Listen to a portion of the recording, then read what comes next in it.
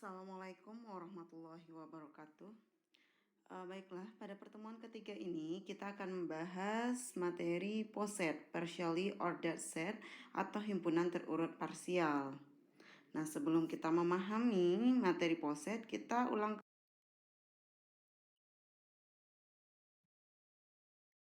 kembali materi kita minggu yang lalu sedikit karena ini berhubungan ya, yaitu sifat-sifat relasi biner.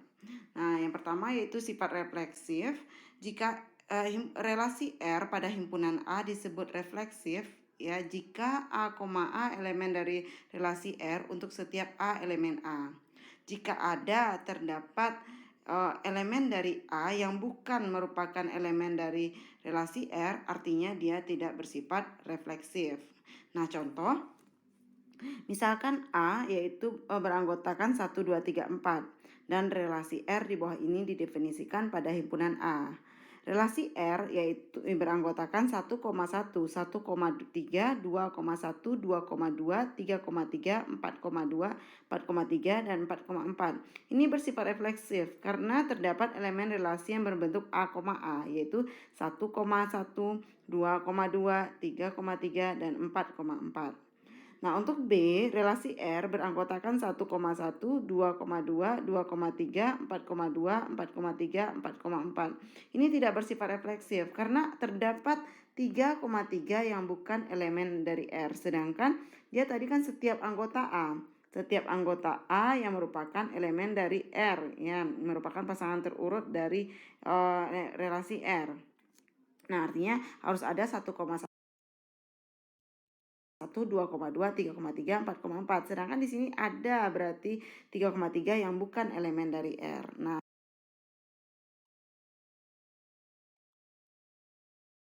berarti dia tidak bersifat refleksif. Jadi harus semua anggota A yang berbentuk merupakan anggota dari himpunan relasi R gitu ya. Nah, kita lanjut berikutnya yaitu sifat berikutnya yaitu transitif atau menghantar. Relasi R pada himpunan A disebut menghantar jika A, B elemen dari R, B, C elemen dari R, maka A, C elemen dari R untuk setiap A, B, C elemen A. Nah, kita masuk contohnya ini, misalkan relasi R yaitu beranggotakan 1,1, 2,3, 2,4, 4,2. Ini tidak menghantar karena 2,4 dan 4,2 elemen dari R, tapi 2,2 tidak elemen dari R. Begitu juga dengan ini, 4,2. 4,2 kita misalkan ini adalah A, B-nya gitu ya. Berarti A kita 4, B-nya 2, kemudian itu merupakan elemen dari R. Ini dia, ya, elemen dari R. Kemudian 2,3. 2,3 berarti ini adalah B, C-nya. Ya, B, C. Ini dia. Ya. Nah, dia merupakan elemen dari R. Tetapi ketika kita bentuk dia kan A, B elemen dari R, B, C elemen dari R, maka A, C elemen dari R. Harusnya kan ada 4,3 yang merupakan elemen dari R. Tapi di sini tidak ada. Artinya 4,3 bukanlah elemen dari R. Artinya R kita tidak bersifat transitif. Ya. Jadi untuk transitif dia harus A, B elemen R, B, C elemen dari R, maka A, C adalah elemen dari R. Artinya relasi kita yang tadi ini tidak transitif. Nah, kita lanjut berikutnya. Setangkup dan tolak setangkup. Elemen dari R. Tetapi ketika ya, masuk contohnya ini, misalkan relasi R yaitu beranggotakan 1,1, 2,3, 2,4, 4,2. Ini tidak menghantar. Karena 2,4 dan 4,2 elemen dari R, tapi 2,2 tidak elemen dari R. Begitu juga dengan ini, 4,2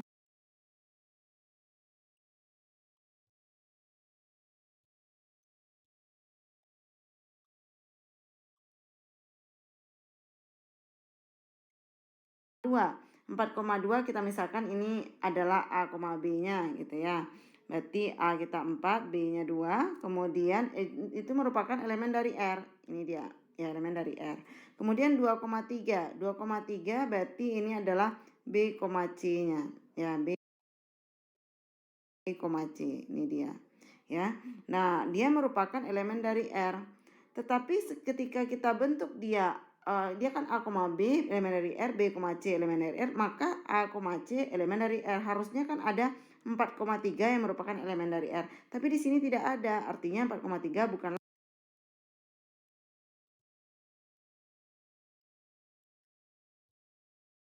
elemen dari R. Artinya R kita tidak bersifat transitif, ya. Jadi untuk transitif dia harus A, B elemen R, B, C elemen dari R, maka A, C adalah elemen dari R. Artinya relasi kita yang tadi ini tidak transitif. Nah, kita lanjut berikutnya. Setangkup dan tolak setangkup. Untuk setangkup disebut dengan simetrik, ya. Relasi R pada himpunan A disebut setangkup jika A, B elemen R, maka B, A juga elemen dari R. Nah, untuk A, B elemen dari R. Nah, kita fokus ke sini, yaitu tolak setangkup. Ya, tolak setangkup atau antisimetrik. Relasi R pada himpunan A sedemikian sehingga A, B elemen R dan B elemen dari R hanya jika A sama dengan B. Untuk setiap A, B elemen A, itu disebut dengan antisimetrik. Jadi ketika A, B elemen R dan B, A elemen R, jika A sama dengan B, hanya jika A sama dengan B. Ya, ketika dia dibalik, ya, itu hanya berlaku jika A sama dengan B. Itu namanya antisimetrik. Nah, sekarang ini contohnya ya, misalkan kita ambil contoh yang di ini saja ya, di R 1,1, relasi R beranggotakan berpasangan berurut 1,1, 1,2, 2,2, 2,3. Ini merupakan tolak setangkup karena apa? Ketika ada anggotanya 1,1 elemen dari R, artinya 1 sama dengan 1, dan 2,2 elemen dari R artinya 2 sama dengan 2. Nah, itu perhatikan bahwa R tidak setangkup, ya, tapi disebut dengan tolak setangkup. Nah, untuk tolak setangkup itu namanya antisimetrik tadi, ya. Nah, tadi ya, jadi 1,1 elemen dari R dan 2,2 juga elemen dari R gitu ya. Nah, ini hanya berlaku jika A sama dengan B gitu ya. Nah, itu dia tolak setangkup atau antisimetrik. Nah, kita lanjut berikutnya. Definisi suatu relasi biner dinamakan sebagai suatu relasi pengurutan tak lengkap atau relasi pengurutan parsial, partial ordering relation, jika ia bersifat refleksif, antisimetrik, dan transitif.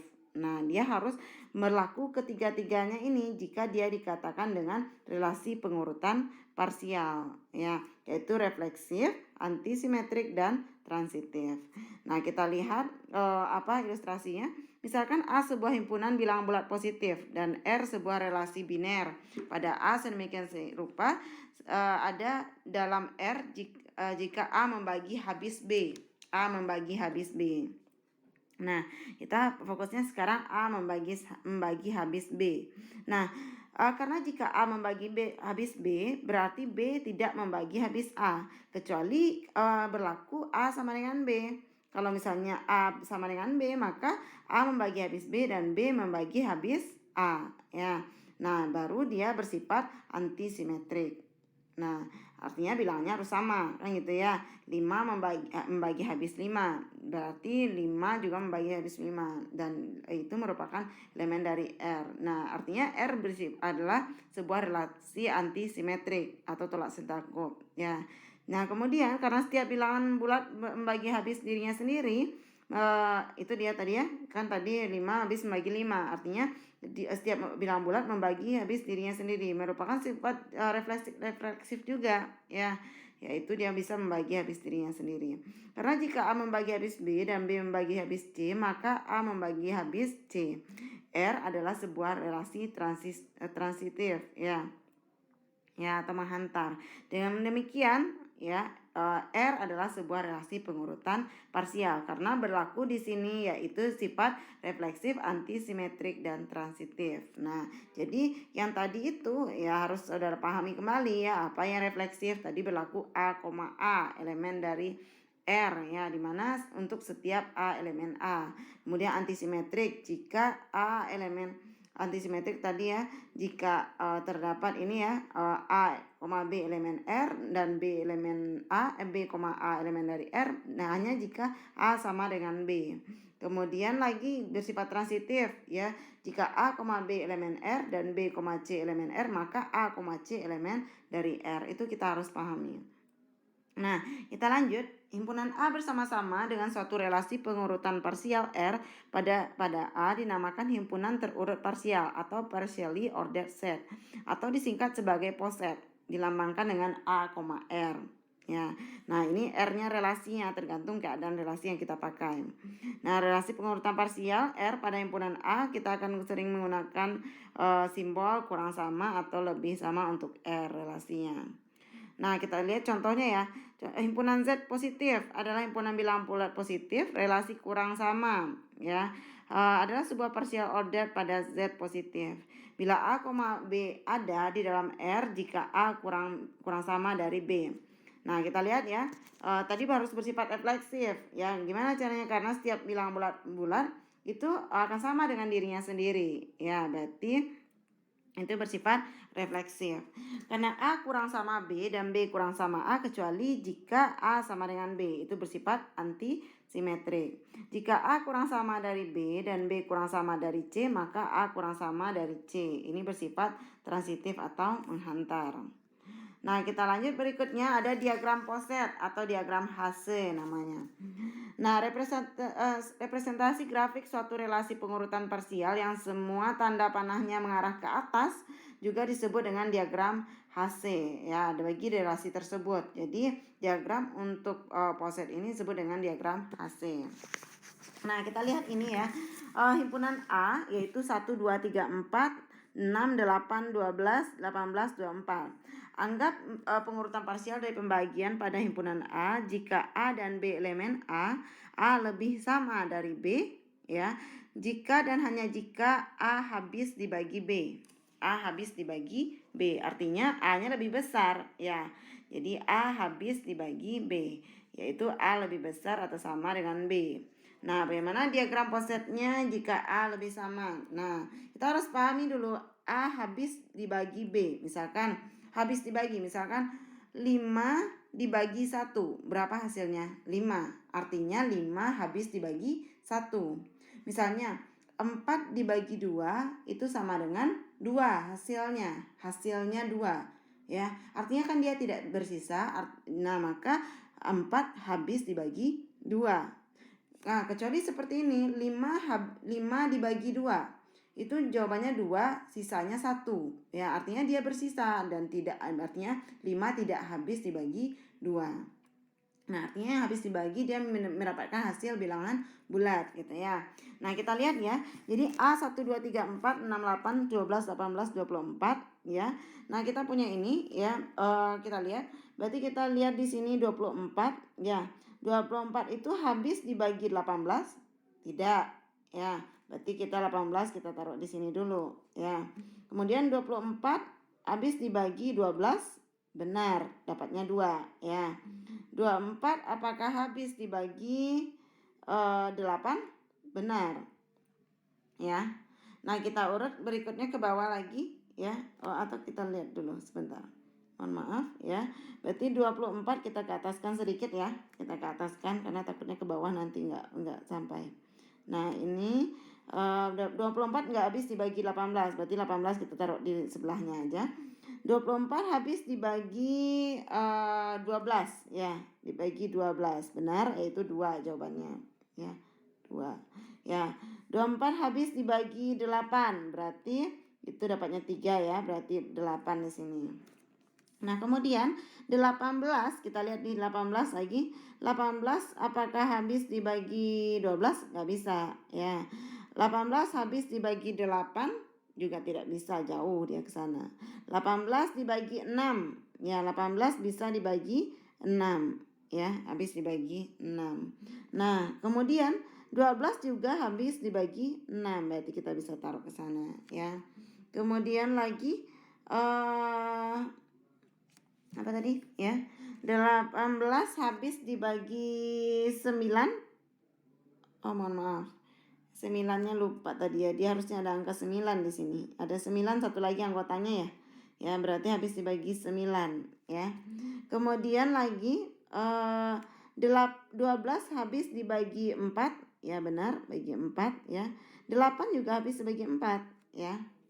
Kemudian 4 dan 6 bisa dibagi 2 ya. Ini bisa dibagi 2. Bisa 2 di sini ya. Kemudian 6 dan 9 bisa dibagi 3 ya. 2 dan 3 itu habis dibagi 1 ya, 1. Nah, kalau kita bentuk diagramnya ya, ini diagramnya ya, tanda panahnya selalu ke atas, berarti kita kasih panah ke atas ini ya. Nah, gini. Oke. Atau kalau misalnya kita ini kebetulan dia kan habis dibagi ya, habis dibagi ya. Nah, kalau misalnya kita nanti kita dapatnya begini, yaitu A membagi habis B gitu ya. A membagi habis B. Kita mulainya dari bawah ya, dari bawah. Nah, ini boleh juga kita apa? 1 membagi habis 2 ya, 1 membagi habis 3 ya. 2 membagi habis 6 ya. 2 membagi habis 4 gitu ya. Kalau kita mulai dari bawah kita membacanya berarti ini kalau kita membaca dari bawah berarti ini bukan A membagi habis B ya, berarti B membagi habis A gitu ya. Ya, jadi karena B-nya lebih kecil gitu ya. Kan tadi A-nya lebih besar dari B kan gitu ya. Artinya B-nya lebih kecil gitu ya. Berarti 1 membagi habis 2, 1 membagi habis 3, 2 membagi habis 6, 3 membagi habis 6 gitu ya. Nah, itu dia. Nah, kalau kita bentuk dia untuk diagram hasilnya boleh kita hilangkan juga panahnya gitu ya. Kita ubah hilangkan panahnya. Nah, kita lanjut berikutnya, itu dia yang diagram HC poset ya. Poset A lebih dari, lebih atau sama ya. Nah, jadi kita pahami lagi ya, 24 dibagi dengan, bisa dibagi dengan 12 ya, habis dibagi 12 ya. Nah, 24 nggak bisa dibagi 18 ya. 18 itu habis dibagi 6. Jadi kita urutkan tergantung apanya, tergantung himpunan A-nya ini gitu ya. Tergantung himpunan A-nya ya. Nanti kita sambung-sambungkan. Boleh kalau misalnya dia 18 misalnya bisa dibagi 4, biasanya kita bisa tambahkan panahnya ke 4, boleh, jauh-jauh boleh. Tapi kebetulan 18 nggak bisa dibagi 4 kan, jadi makanya dia terurut jadinya ya. Oke, kita lanjutkan berikutnya, itu dia diagram HC ya. Nah, berikutnya ini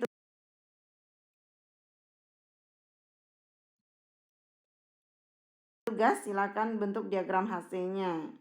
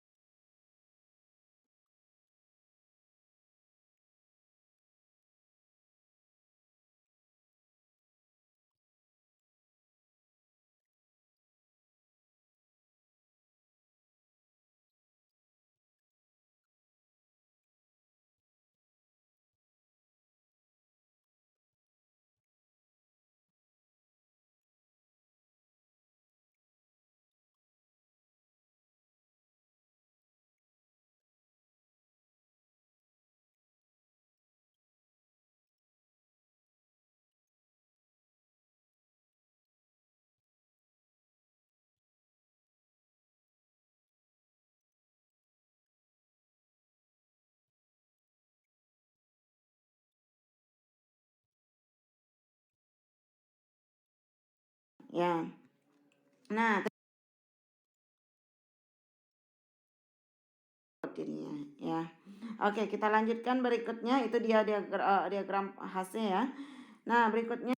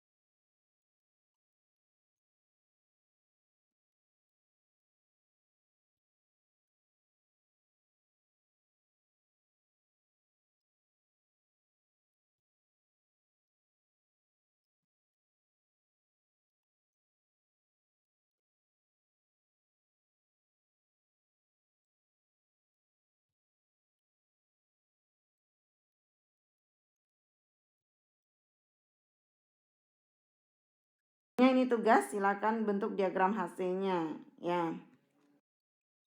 Nah, titik ekstrim ya. Misalkan A yaitu kurang sama ya, relasinya kurang sama, sebuah himpunan terurut parsial. Suatu unsur A di dalam A ya. Unsur A kecil di dalam A besar dalam himpunan A dinamakan unsur maksimum ya, maksimal elemen jika tidak ada unsur B di dalam A yang bersifat A tidak sama dengan B dan A kurang sama dari B. Nah, suatu unsur di dalam A dinamakan unsur minimum jika tidak ada unsur B di dalam A yang bersifat A tidak sama dengan B, B kurang sama dari A. Nah, ini upper bound, ada batas atas ya. Nah, ini definisinya ya. Nah, kita lihat ke contoh untuk lebih pahamnya, kita lihat ke contoh. Nanti saudara pahami ini definisinya ya, batas atas dan batas bawah. Kita lihat ya. Untuk contoh kita kembali ke sini aja ya.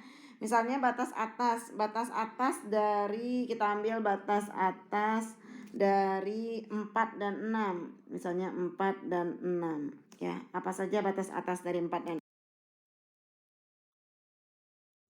6, kita lihat. Batas 4 dan 6 yaitu adalah 12 pertama ya, 12 ya. Yaitu 12. Maaf. Batas atas yang pertama 12, kemudian lagi yang berelasi ya, berelasi dengan 4 dan 6 ya. Artinya apakah 18 nggak masuk? Tidak, karena 4 tidak bisa dibagi dengan 18 tidak bisa dibagi dengan 4 ya. Jadi yang berelasi ya, berelasi ke atas terus gitu ya. Berarti 4 dan 6 itu batas atasnya 12, kemudian 24. Nah, itu dia.